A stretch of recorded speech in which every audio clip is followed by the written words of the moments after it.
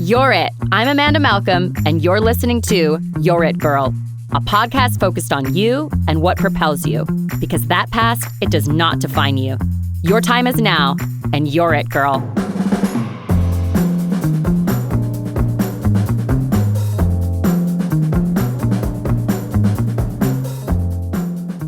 Hello, everybody. Good morning, good afternoon, good evening. Welcome back to You're It Girl. Today's guest is a very good friend of mine for many, many years, and her name is Wendy Cracchiolo, and she's going to share her story today, and we're going to talk about codependency and Al-Anon and all kinds of things, so it really relates directly to the podcast and the overall premise of it and why I started it, given the background of my mom. So if you haven't listened to the very first 2 episodes, I do encourage you to go back and listen to those, as it kind of sets the framework for some of the things we're going to talk about today. So Wendy, thank you for coming on the show.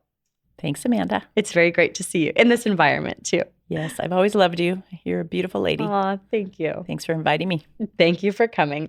Share a little bit about yourself, what you do now. You work for an incredible company. We're both in a similar business, and so often I refer individuals your way that are looking at moving throughout the valley. So what do you do?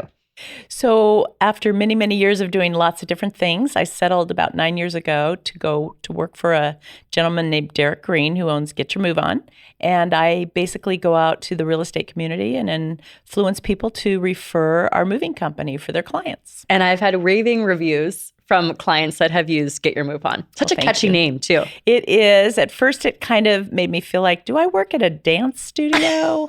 With Get Your Move On. But moving's a dance. It can be a dance. Yes, moving. There's a lot of moving parts with moving. Yes. But anyway, so it is a great name. It's catchy. And we have a lot of fun at work. My boss is amazing. And he's a big part of my journey. Yes. Yeah. Yes. I love your company. Thank you. And Derek he's a really great guy too. Thank you. So share a little bit about just your background, where you're from. I'll just briefly kind of touch on your just childhood and why you are where you are today. Sure.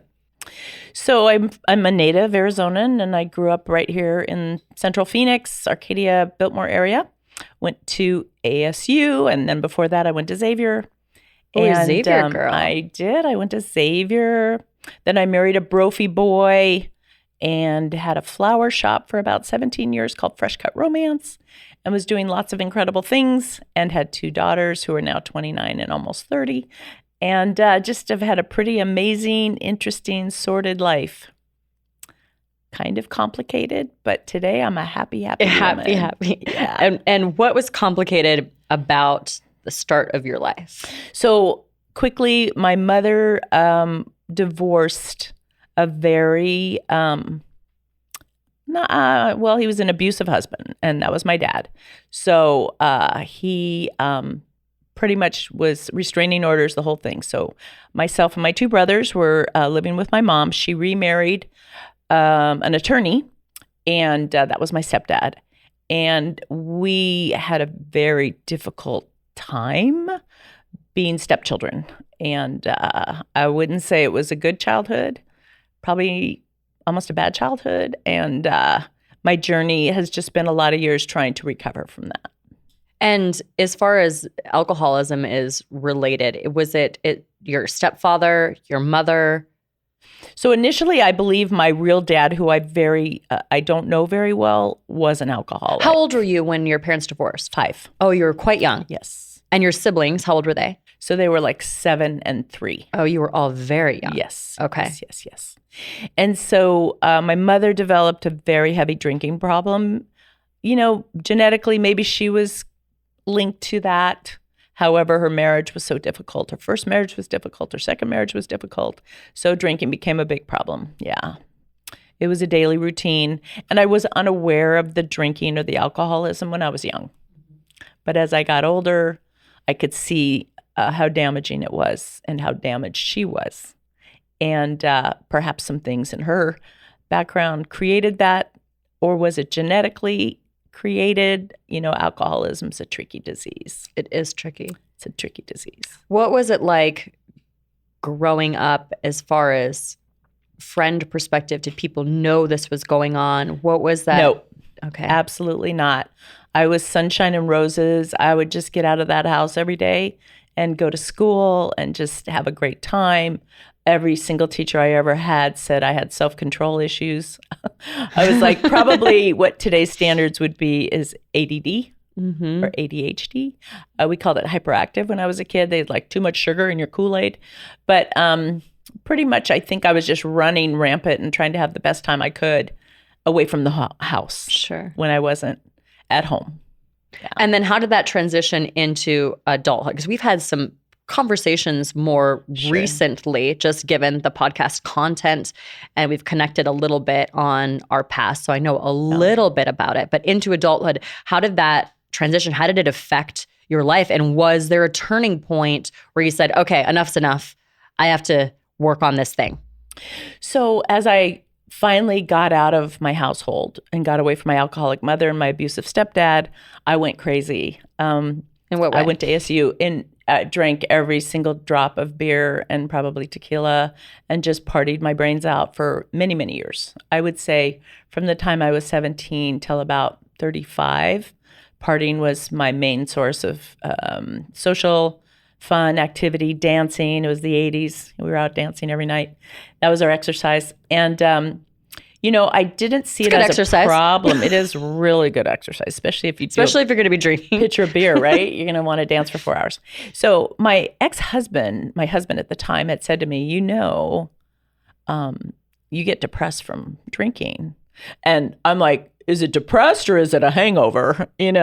Maybe it's kind of both, because a hangover does kind of resemble depression. Feels like it. You want to sleep, or you want to be sad, or you want to not feel good, or you just don't feel good. So anyway, there was just many, many years of signs were all there, but I was making good money. I was married to a great guy. I hadn't had kids yet. I had a great business. No dark, cloudy days. Well, sometimes it's difficult too, and you're in that situation where like, everything seems to be good. So, this isn't a problem. So I think as I was rounding out my corners and getting a little bit later in my 40s, the corners were getting hard. And I was finding that I really didn't have the emotional support or the ability to climb out of difficult situations emotionally, because I didn't have any of that when I was at home as a child. So I wasn't in a tender, loving, caring family household. So when shit hit the fan, I had no way to pull out of that. I didn't have the resources or the loving background or the family members who I could go to. We never had built that in our family, because when you struggle with a disease such as alcoholism inside a family, either it's just a parent or one of the siblings, or anytime that disease is in your life, everybody's affected. Everybody's affected adversely. It may not show up 24/7, but there are pockets of time along the way where I wasn't just quite right, even though I was a very powerful, happy, smiley person that seemed on the outside to have it all. On the inside, I was really kind of losing it, so to speak. Yeah. This resonates with me at this moment in time. Yeah. So, which is why I think it's ironic that we connected at this very time about this particular topic. Yeah, sure. So Crystal Molzette was just on the show, and she was talking about her past and alcoholism. She's been in recovery for many, many years. You know her quite well. Yes, she was an amazing guest. Her mom was an alcoholic. She and her mom actually, she passed away a little over a year ago. Not directly from alcoholism, but as Crystal would say, some sort of relation to it. And then Crystal has worked for many years to be in recovery. And so she had said after the episode, hey, you should connect with Wendy, that you've done a lot of work with Al-Anon. Right. So as your life sort of transitioned into adulthood and you noticed some things, what brought you to Al-Anon? Well, what is Al-Anon? Yeah. What brought you to Al-Anon? So interesting, you should ask, because my story is quite interesting when it comes to the Al-Anon piece. So I was partying like there was no tomorrow after I got divorced in 1999, and I was going out in Old Town and 5 nights a week and hitting the bars and drugs, alcohol, the whole thing, just killing it. Like I would be a good mom the weeks I had my kids, and the weeks I didn't have my kids, I was just out on the streets of downtown, Old Town Scottsdale, just partying my brains out. So I think I woke up one day and I looked at myself in the mirror and the hangovers were getting so bad. And I was just so unhappy. And 9/11 had just happened. And that to me was very daunting. And so by about 2003, 2004, one day I had said to a girlfriend of mine who was sober, and I didn't know a lot about AA. Of course, I thought it was like a bunch of little old men smoking their cigarettes and drinking their little That's how it's portrayed somehow. I don't know why. AA to me was just like, you know, you should really normalize it more. Yeah. Right? So it's normal people. I see this beautiful friend of mine. She has these 4 daughters, and she was actually helping me watch my daughters because they all went to school together on the weekends. And she was always so happy. And I'm like, how do you do it? How do you do it? She goes, AA. I go, AA? What do you mean AA? She goes, Alcoholics Anonymous. That's where I found myself. That's where I got sober. That's why. And so at that time, Amanda, I thought I was an alcoholic. So I thought, oh my gosh, I'm going to go to AA. So I go to AA and I'm in this room of all these wonderful people, quite humble. The lights weren't even turned on in like a church room. And we did this meeting and everybody introduced themselves. Hello, my name is so-and-so and I'm an alcoholic. And I wasn't ready to say that. Most people aren't ready to say that in their first meeting, trust me. A lot of people leave before that chance happens in the meetings. So at the end, we all held hands. We held hands in circles and said the Lord's Prayer. And I was raised Catholic, but I ran from the church because, you know, I just wasn't interested in being a Catholic. But I was like, wow, that was interesting. We just had this really interesting meeting. All these people were being very honest. And then we said the Lord's Prayer. Anyway, I continued to go to AA for many years. I didn't drink a drop of alcohol. And I thought, okay, I'm sober, getting happy, da-da-da-da-da, like life goes on, right? And then the recession hits. Uh-huh. So in 2008, I had this rockin' real estate career. After I sold my shop, I got into real estate, killing it, making a ton of money. Recession hits. Everything dried up. My business went, you know, to hell in a handbag overnight. So here I am trying to be sober, broke, 2 daughters. And, you know, probably, I remember one time I walked into a Safeway and I just stood in there and I'm going to cry probably, but this woman I knew from high school said, "Are you okay?" I'm like, I go, no. I go, I don't have enough money to put gas in my car. And she handed me $40. Oh, bless her. I mean, she just came out of the, you know, she just walked up to me and said, "Are you okay?" And she's like, "I went to Xavier with you." And I'm like, oh my gosh. So anyway, I remember taking her name and number and her address. And as soon as I could, I paid her back. But it wasn't right away. And then I went out on a boat with this old friend of mine from, Brophy, I think. Yeah. And he had a pitcher full of, or an ice chest full of beer. And I was thirsty and I drank it. And I didn't even drink the whole thing. And I didn't want another one. And I didn't want another one the next day. And it was kind of like, you know, you're really not an alcoholic. If you can just drink half a beer, put it down and not think about alcohol again, you got something else wrong with you. Yeah, what else is going on? What's happening here? So I remember somebody said to me, "Wendy, you need to go to Al-Anon." And I said, "What's Al-Anon?" And they said, "It's a place where you go if you love alcoholics in your family or your husband, your mother, your child, to learn how to live with yourself and to learn how to love that alcoholic." And I mean, those words were like, oh, so powerful. So I struck a chord. Yeah. When you recognize and you realize that, oh, this is probably the thing. Well, you just don't know what you don't know, right? Yeah. You don't know that exists, right? So you've been told, you know, that you are better off to go to Al-Anon just to try to dig deep and find out what's really bothering you and what's really happening in your life. So I started going to Al-Anon meetings, and like I was telling you earlier, the people could be from a trailer park or from a McMansion. And we're all the same. We've all struggled with the same thing, the dark hallways at night with the alcoholic parent throwing things at us, yelling at us. Nothing made sense. We were always in trouble, right? Always in trouble. And to this day, I still live with that fear of, am I in trouble? Truly. Do you know that? Yeah, I understand. I walk around like, that's why I try to do everything so perfect all the time. Exactly. That way I won't get in trouble. So I felt a rule follower for that reason. So I fell into a deep depression, like right after the recession started. And a friend of mine who was very keen to my personality and my ways could see that it was bad. So she went to my family and she said, "Hey, you've got to help Wendy get to rehab for depression." Like, there's rehab for depression.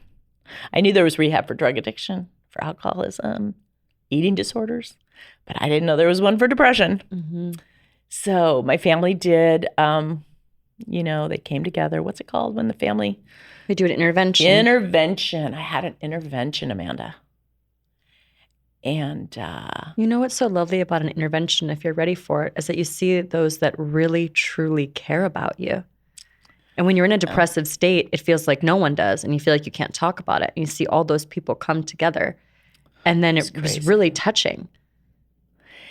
And it's a family disease. Alcoholism is a family disease. So all those people sitting in the room with me had their own stories that had not been revealed, or the banana had not been peeled, or the onion in their life yet, because they were my younger siblings or my siblings in denial or my mother. So here I am sitting in a room full of alcoholics and other people who have super big issues, and the spotlight's on me to get me to rehab, to keep me from taking my life, So I went to rehab for 35 days up in the Meadows, and lo and behold, their whole program is based around codependence. So when you and I talked the other day, my discovery of codependence saved my life. First of all, I didn't know what it was. Second of all, I didn't know what to do about it. And third of all, I just, had no idea that there was recovery from how I was feeling. So when I went to the Meadows, their whole program is about learning about codependency and trying to break your codependence. Sure. And codependence, the Wendy way of explaining what codependence is basically living your life for everybody else. Trying to, live through your shame and guilt of maybe all the bad things that had happened to you through your lifetime. Trying to be spectacular, trying to be fabulous, trying to have everybody love you and like you and think you're wonderful when they don't care. They really don't care. And you come to the conclusion that they really don't care they might like you, or they might think you're neato, or they might not. But it's not their main thought. And codependent people walk around thinking everybody's worried about what you're doing and who you're doing it with. And no, they're not. And one of my favorite sayings in the whole wide world that really has saved me, a couple of favorite sayings, but this one is, it's none of our business what other people think of us. It's true. It's true. It really. So I broke my codependence and I found freedom and happiness and success, and I think my daughters, think I'm neato. I hope so. But if they don't, there's nothing I can do about it. But tried to be a good mom, and a better mom than I had, for sure. And another great saying is, they're always doing the best that they can. Mm-hmm. So when you have an alcoholic parent or a friend or somebody drug addicted or what have you, always gently place on them, they're doing the very best that they can at the time. Now, you had a moment when you were in Al-Anon where you said that the people that were leading the group had talked about this canyon of your mom is over here, you're over here. Explain that a little bit. So in short form, basically codependence is the process of carrying shame and guilt for all of the bad that's been done to you. So let's say you've had shame and guilt brought on to you by your parents, so to speak. I did. I carry their shame and guilt, and I carry my shame and guilt. So I'm doubled up on shame and guilt. So when I just wasn't getting the codependence piece, and I was still sitting there just, horse lips, what am I doing here? a guy pulled me into a room and he took a whiteboard out and he drew this thing, and he basically drew like the Grand Canyon and two sides of the river. So one side of the canyon, then the river down below, and the other side of the canyon. And he said, here's your mom and your dad. Here's you on the other side of the canyon. And he said, basically, whatever they say, whatever they think, whatever they do needs to fall into that crevice, down through that canyon and into the water, and not come into your soul, not affect you anymore, not be your guideline, not be the people's voices that you hear in your heads about what you're doing wrong. Let it go.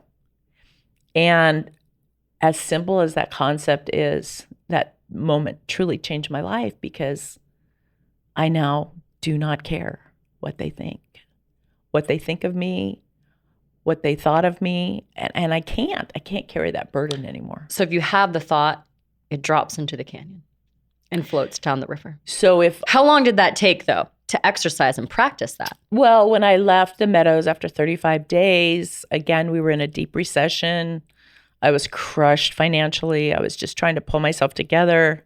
I remember a girlfriend of mine said to me, are you really wearing that? Like, I think I was even starting to dress like I was in a recession. I mean, I was always like into... Sorry, it's not funny. No, it's funny, not funny, right? Because I was living the part. She's like, do you have an iron? And I'm like... I'm going to depressed and I'm going to look depressed too. So it took me a couple years to pull out of that mental sad instability that I had developed over the years, called depression. And codependents. But I would say, so that was 2008, 9, 10. I would say by 2013, 14, I was well on my way to happiness. And so 2023, here I am. I just don't let the little things get to me. I don't let those people get to me. You can't. You can't care what other people think of you. You cannot, to be happy. And, if you're in that space, Amanda, you just got to know every day you wake up, just be Amanda, just do you.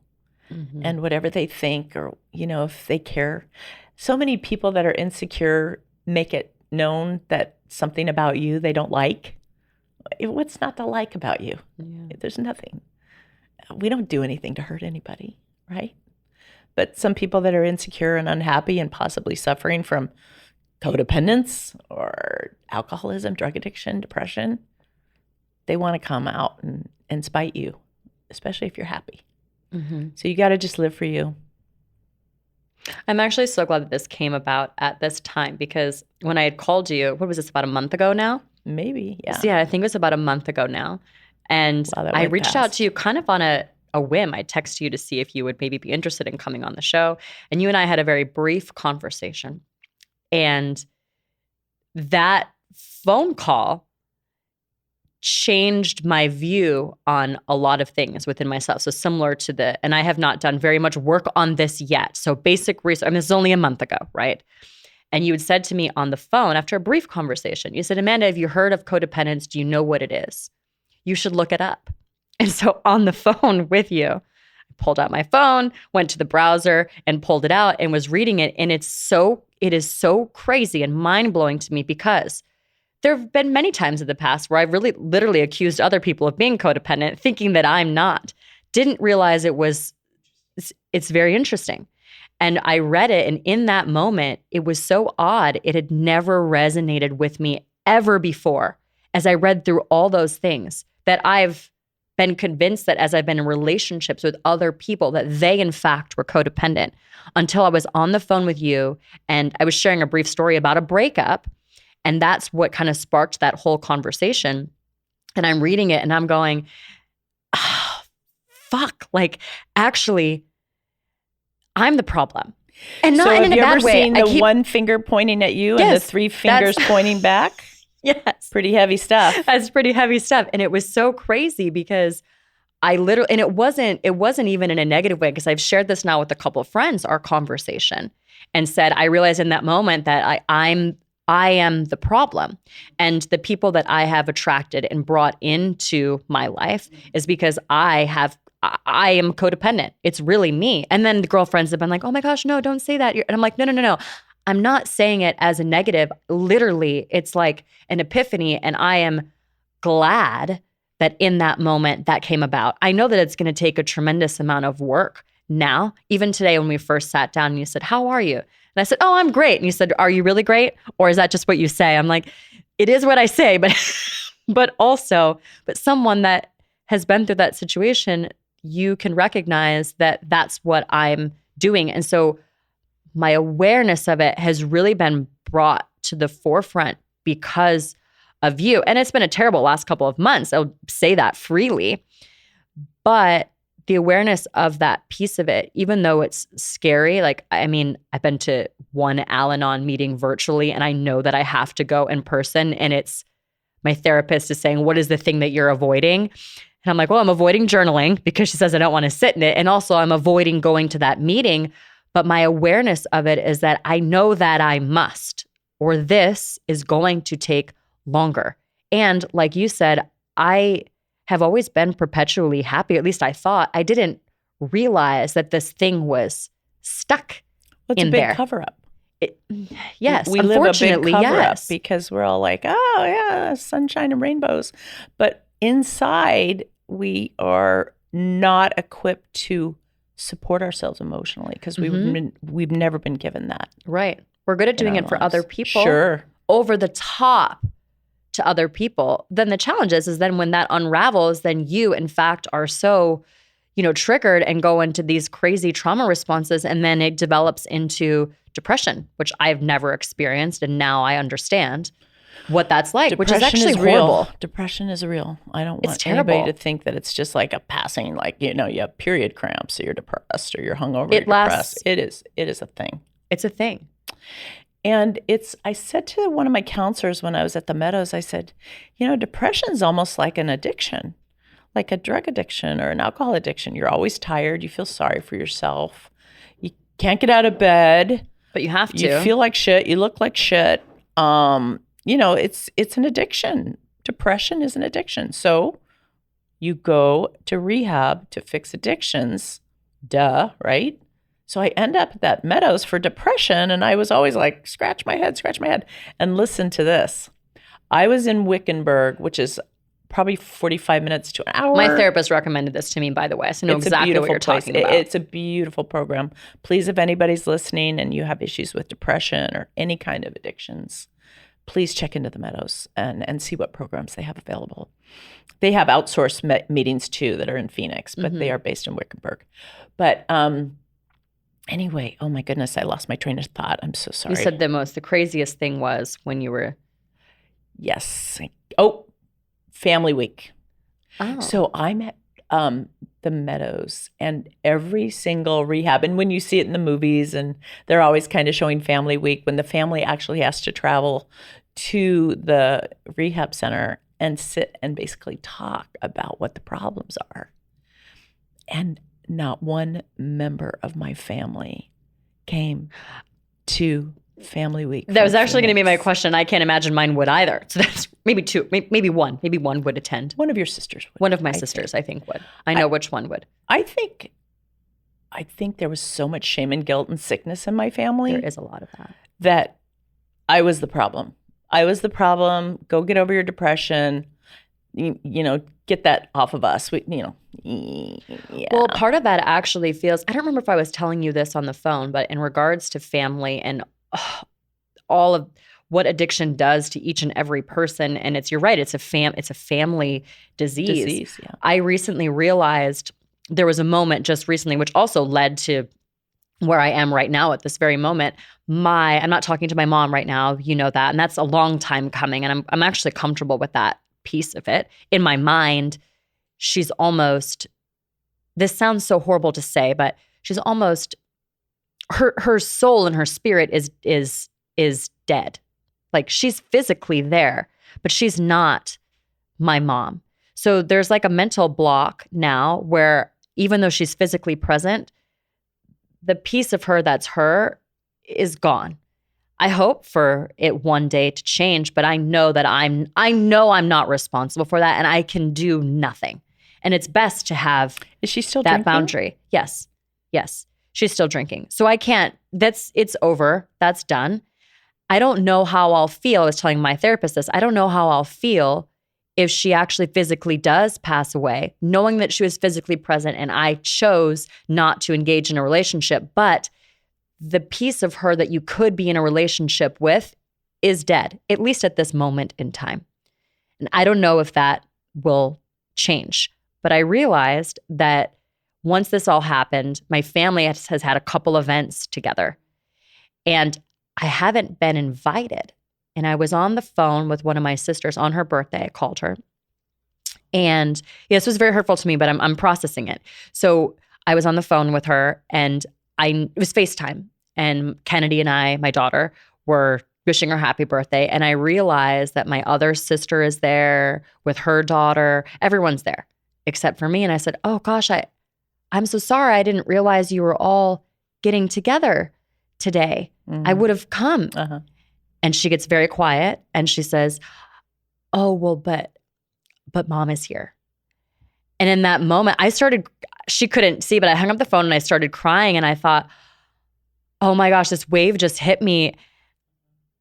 I've spent my whole life caring for and this is not in a blaming way, but caring for them and doing and being the one that picks up all the pieces and the rescuer. And I realized in that moment, like, now I'm the outcast.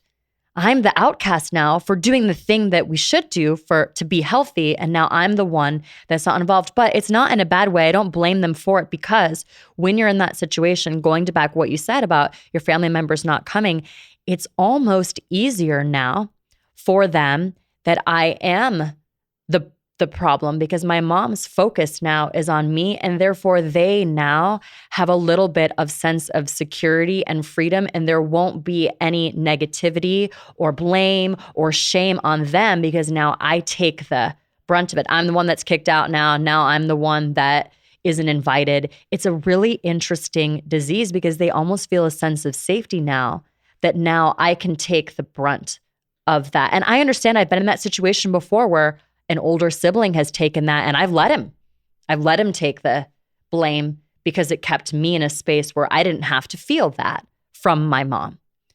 And so I get where they're coming from, but it also, the family aspect of it is so fascinating, especially if you haven't had any awareness brought to it, or there's nothing that you are working on and you're still in that space. They couldn't show up for that. They're all her victims, though. Yeah. Oh, yes. 1,000%. So how they manifest the sickness of your mother, everybody's on their own. Absolutely. So when I broke my codependence, I had some siblings and I had my parents. I had a lot of people that I just dismissed for a couple years. And I just became myself, my true self, my happy self. And they've all come back. Yeah. They've all come back bigger and better than ever. I'll hear them talking about me and saying things about me and the kind of person they think I am. And it's just night and day from where I was 10 years ago. Yeah. Night and day. But I stood my ground. I was true to myself. And I stopped caring what they thought about me. And now they can kind of think I'm cool and neato. And, they look to me. Well, you are neato. Well, thank you. But when your family who rejected you and you had all this sickness and unhealthy living for so many years are now happy to see you truly. And you're happy to see them, that sickness has washed away. But by the grace of God, my mother stopped drinking and has not had a drop of alcohol in maybe 7 years. Wow. Her then husband, who we adored, who unfortunately has passed away, Papa Bud, God bless him. He said to Margot, my mom, and we call her Margot because we feel like she doesn't really deserve to be called mom, but had said, Margot, if you don't quit drinking, you're going in the senior community and throwing away the key. My mother literally stopped drinking that moment, hasn't picked up since. Yeah. But she never had any AA. She never had any spiritual guidance. She never had anything to help her. So she's what you would call a white knuckle sober person who's just kind of edging along every day and probably would that be similar to dry drunk kind of? It's a dry drunk. Okay, that's my ex-husband he said that's what he's like. I was a dry drunk. White knuckler. It's like I didn't drink, but I didn't work on anything. She didn't work on it. She still doesn't work on it. Dementia has kicked in just a little bit. So maybe she doesn't remember to drink. But oh my gosh, we're in a restaurant in Pine Top last week. And we were having a pitcher of margaritas to celebrate birthdays and stuff. My mother clearly had a huge iced tea in front of her. My nephew had probably a Coke. The waiter brings 5 shots of tequila to our table. And we're just looking at him like, are you fucking kidding me right now? Does the woman with the iced tea appear to be somebody that wants a shot of tequila? Does the little boy with the Coke, who's 12 years old, want to? There's such strange things that are focused around alcohol. We had to intervene. We got to take away the shots. What are you thinking? What are you doing? So anyway, there's always those forces out in the universe that are trying to undo goodness. And I'm sure it was very innocent on his part, but we're just like, no.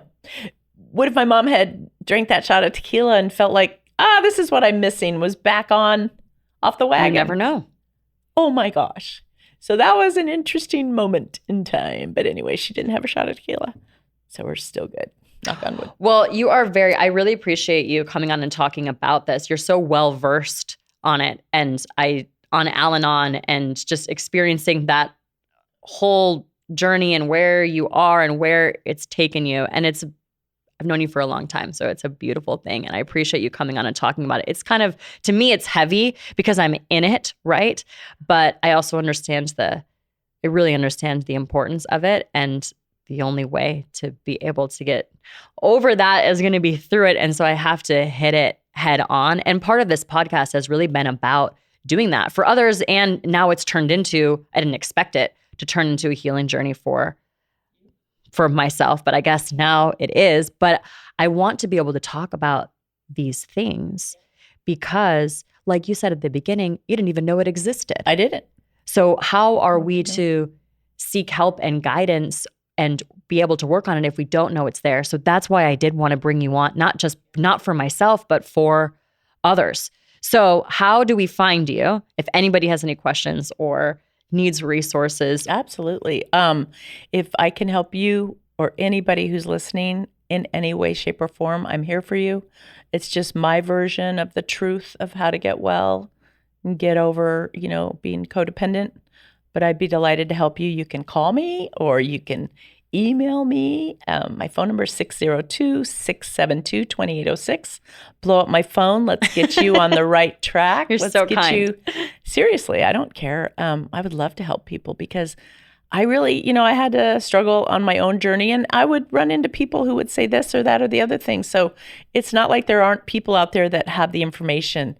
You just have to be hearing it. You have to actually hear it. And when you called me, I was delighted because I think I already knew your mother was who she was and that you were suffering, but you always look so fabulous and like everything's going That's what so we do. Well. Right? That's what we do. Who would have thunk it? But I'm delighted that you're healing and getting better. You deserve happiness and a wonderful life. Thank you, Wendy. Yep. And we'll put our contact details at the end of the episode too. So that way you can find a way to be able to contact her. And you can always reach out to me as well so that I can connect you. Sure. But thank you, Wendy, for coming on. And thank you everybody for listening to this episode. That's You're It Girl.